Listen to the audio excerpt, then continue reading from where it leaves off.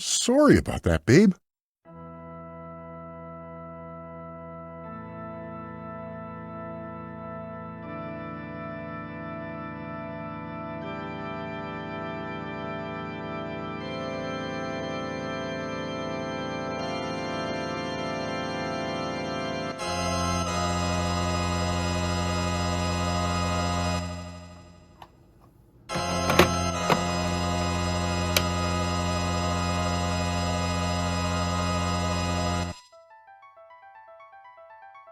Final Fantasy VI was developed and published by Squaresoft and released in North America on October 11th of 1994, of course, as you know, titled Final Fantasy III. For the purpose of this review, I'm focusing mostly on the Ted Woolsey's Uncensored Edition hack version, which is uncut, cleans up the script and naming conventions, and so forth. Final Fantasy VI is the sixth mainline entry of the Final Fantasy series, and the first it was not directed by Hironobu Sakaguchi. Rather, it was directed by a duo in that of Yoshinori Kitase and Hiroyuki Ito. Returning to the Fold R series staples, Yoshitaka Amano, the renowned character and concept artist, as well as the GOAT himself, composer Nobuo Uematsu. The story of Final Fantasy VI is generally tried and true, of course with its own flair. As is the case with most of my reviews, I don't like to dive too deeply into it as I feel it's best suited for you to experience the story on your own, but the 1,000-foot overview of the story is as follows. The infamous War of the Magi occurred 1,000 years before the beginning of the game.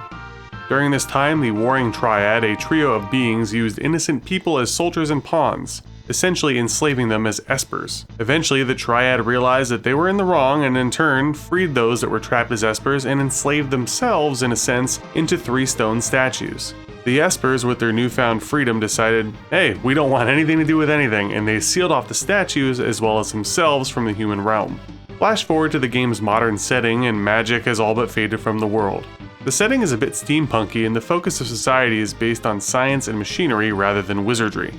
However, the barrier between the Esper world and the human world is weakening, and that's where the evil Gestalian Empire steps in. Over time, they have acquired various Espers which allowed them to experiment and create vehicles of destruction known as Magitech, combining the aforementioned technology and magic of the Espers, thus infusing the controlling humans with said Esper powers. But the Empire's misdeeds did not go unnoticed and will not go unpunished. That's where the Returners step in, a group of rebels seeking to right the wrongs of the Empire and gain freedom. As mentioned, it's a pretty standard story with differing small details, as the Empire vs. Rebels storyline dates all the way back to the original Final Fantasy II on the Famicom as far as the series goes. I definitely wanted to mention before really getting started that I love the cutscenes and dialogue interactions in the game. They're engaging, feature interesting conversation regardless if it's the patch that I used or the vanilla version of the game, and the story is conveyed quite well. Alright, with that out of the way, I kind of want to approach this review in a bit of a different sense. While I still will be covering a lot of the technical aspects of the game, it won't be as clear, cut, and concise as my normal reviews, as there's a lot to talk about, so bear with me. First, I want to focus on the game mechanics. Right off the bat, the biggest deviation from Final Fantasy V is that the job/class system is gone. Now, I realize that some people really enjoyed that mechanic, and honestly, I am one of them. However, Final Fantasy VI does a great job in varying the abilities between characters such as Edgar with his tools, Sabin with his blitzes, Setzer with his slots, and so on. Since there is no defined class or role for a character, the magic system, which falls under skills, is quite interesting. Basically, any character can learn any spell as long as you have the properly equipped Esper, which also serves as an in-battle summon and boost upon leveling. When battling enemies that know magic spells themselves, you can obtain magic points which aid in your spell quest. So yeah, basically you could have an entire team that knows Ultima as long as you put in the work. Another new and interesting mechanic is the relic system. Each character has 2 slots for relics, some of which are character specific, such as the Brigand's Glove for Locke, which transforms steel into the attacking version of steel known as Mug. Well, I guess Gogo could use it too, but yeah, anyway. The relic system really helps add some build variety to your characters. You can make someone all-out attacking, all-out magic using, all-out resistances, and so forth. It's pretty cool. Coupled with the general build variety is the ability to have party variety. With 14 permanent playable characters available, the world is your oyster. Not in the mood to wreck the place with the Figaro brothers? No worries. Maybe toss Celis and Locke in there instead. Feeling really randy and maybe you want to have some uncontrollable rage-filled characters like Gao and Umaro? The choice is yours.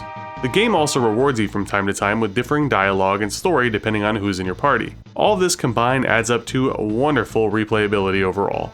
The characters of Final Fantasy VI are truly unique with intensive backstories, many filled with sorrow and regret, semi-redemption arcs, and it's very easy to latch onto favorites as the writers and character developers truly honed in on their craft. Another great aspect of Final Fantasy VI are the gimmicks. They help keep things fresh for the player and they are a welcomed addition. For example, the battle for Narshe earlier on in the game with the enemy groups approaching from the bottom, it's a nice symbolic battling change-up. Also earlier in the game when you defeat Ultros, you have the ability to choose the order of the 3 different scenarios in which to play. And later on towards the middle and end game, you have the ability to assemble and control various parties of characters, which carries along strategy and not wanting to beef up one party too much while leaving the other parties vulnerable. Oh yeah, and I would be remiss if I did not mention the whole keeping Cid alive with feeding him fish thing. In my opinion, that segment doesn't really overstay its welcome if you get the hang of it, and you're treated with a different scene of events depending on the outcome, so it's pretty cool.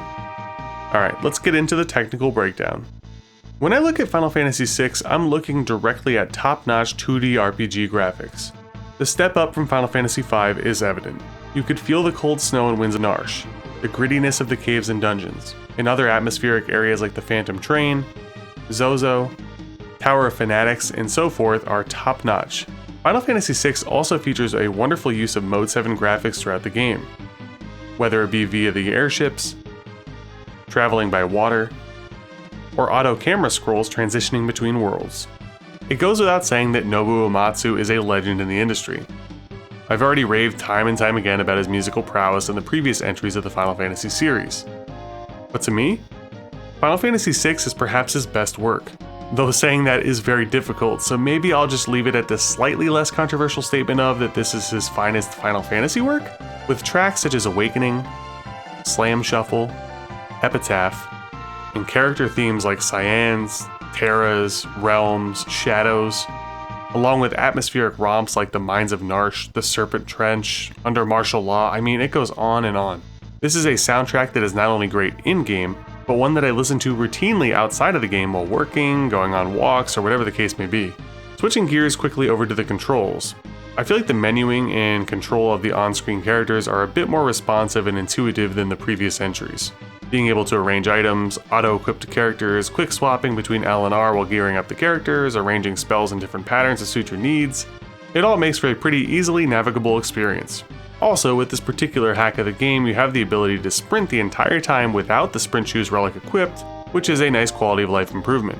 But obviously if you're playing the vanilla version of the game, said sprint shoes will do the trick as well. And now the rest of the good that I just couldn't quite fit elsewhere.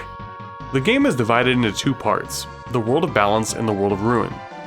I find that in general, the World of Balance is fairly straightforward, on rails at times, but still fun. Where I feel the game truly shines is in the World of Ruin. When there, you have so much freedom. You could choose your own pecking order as far as side quests, which characters to get and when, and the atmosphere is top-notch as well. You truly feel like you're at the end of the world. One of my favorite character reuniting segments in the World of Ruin is between that of Relm and Strago, and especially Strago's quest where he defeats Haidon at Ebot's Rock, and then he goes back to Tomasa and shares his tales with Gung Ho. There's just so much charm in it, and it helps add much needed depth to characters such as Relm and Strago that I don't really care for or use that much throughout the game. There is so much to max out and grind for in Final Fantasy VI that it's basically a completionist dream.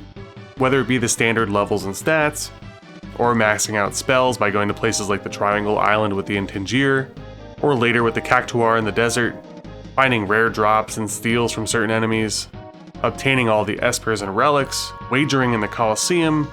This game just has you wanting to keep up your grind and general exploration instead of simply just advancing the story. That's not even mentioning the special skills such as Mog's dances, Sabin's blitzes, or grinding for Gao's rages on the Veldt. Though, aside from Stray Cat, do you really need much else? And yeah, this is kind of out of place, but I really wanted to give a specific shout out to the Ultros boss battle with Relm in the World of Balance. You know the one I'm talking about if you've played. The dialogue there is just wonderful. I mean, look at this. Alright, now for my nitpicks. I'm calling this my nitpicks section because really that's what they are. While they do lean in the negative direction, I wouldn't say that they're all that bad to the point where it's glaringly negative or severely hurts the game. But nothing is perfect and I have to judge it fairly, right? Final Fantasy VI is fairly easy and requires only minimal grinding to beat. Part of this is because it's fairly easily broken with certain spells and combos, especially later in the game.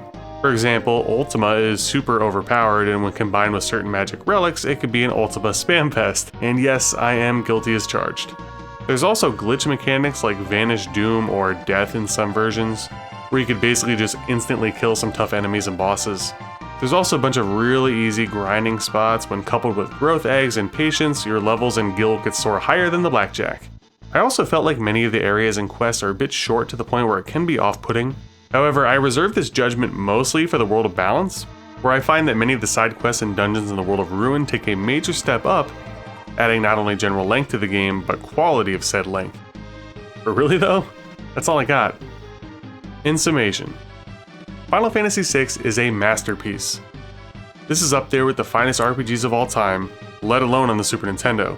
I still prefer to play either the retail version of the game or a modified version of the SNES game, but there are many other ways to play, such as the Game Boy Advance version, Pixel Remaster, PS1, Wii Virtual Console, the list goes on. When I think of the quintessential turn-based random encounter style JRPG, the one that I think of first and most fondly is Final Fantasy VI. From the story and characters, to the graphics, to the music, to the secrets, side quests, grinds, and beyond, to me, it doesn't get any better than this. I'm gonna do something that I don't normally do.